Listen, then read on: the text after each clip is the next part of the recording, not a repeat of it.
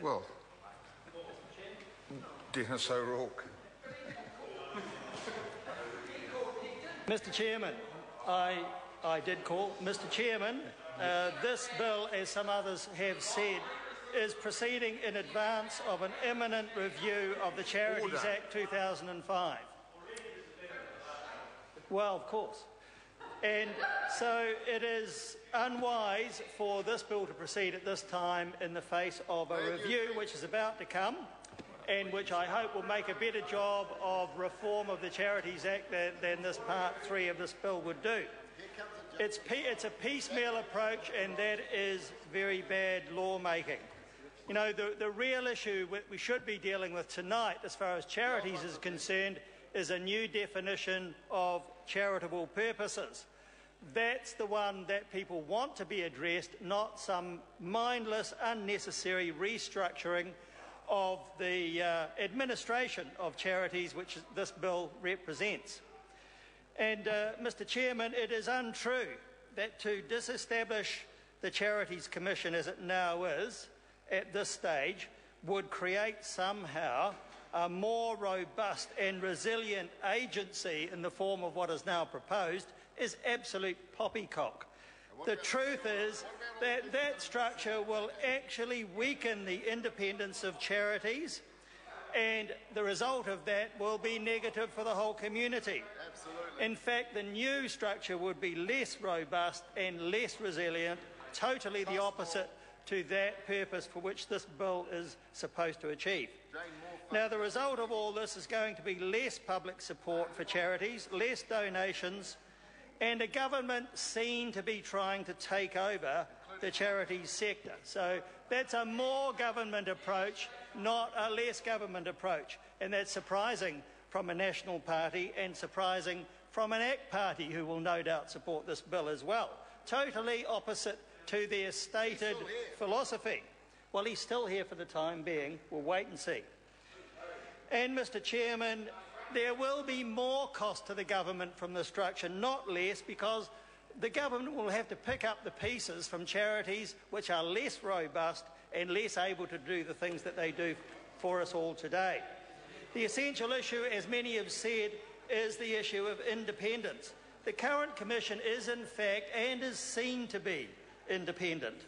To transfer so many functions to the Department of Internal Affairs removes genuine independence, and it certainly won't be seen as being independent.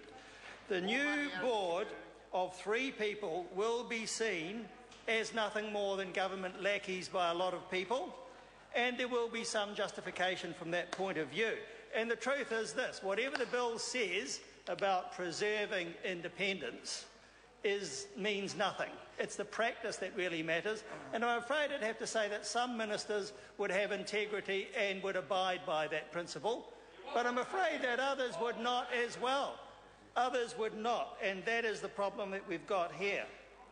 Now, independence is important, and because when you look at the purposes of the bill, it is to promote public trust, but it will not. It will in fact alienate public trust. So it's going to defeat the very purpose it is stated to be trying to achieve.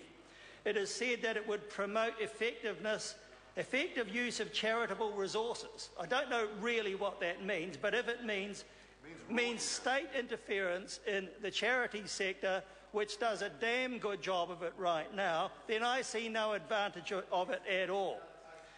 And if in fact it is so bad, then it should be reviewed and done in a holistic way, as I said before, and that's why New Zealand First will also support the SOP. Now, the truth is that the donors and the charitable organisations themselves should decide what is effective use of charitable resources, not some department of the government. And more ominously still, we see that the bill would seek to empower a chief executive to carry out functions. And that means, again, more government. It means more interference in the private affairs of people and charities. It means more bureaucracy, less freedom, less public encouragement to donate, less flexibility and less public engagement. All of the things that you would hope the government would be trying to achieve, this bill is going to actually defeat. so it shouldn't go ahead. And for those sorts of reasons, this bill is not wanted by any of the charitable organisations I have had contact with, and I've had contact with quite a few, Mr Chairman. Ian, and I've had quite a few of those who have contacted me have objected to the loss of independence of a board. They have objected to the loss of flexibility in the administration of the charity sector.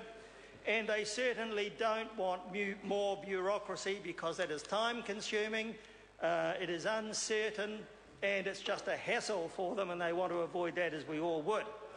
Now, bureaucracy itself is a dead hand on something which is actually functioning very well in this country.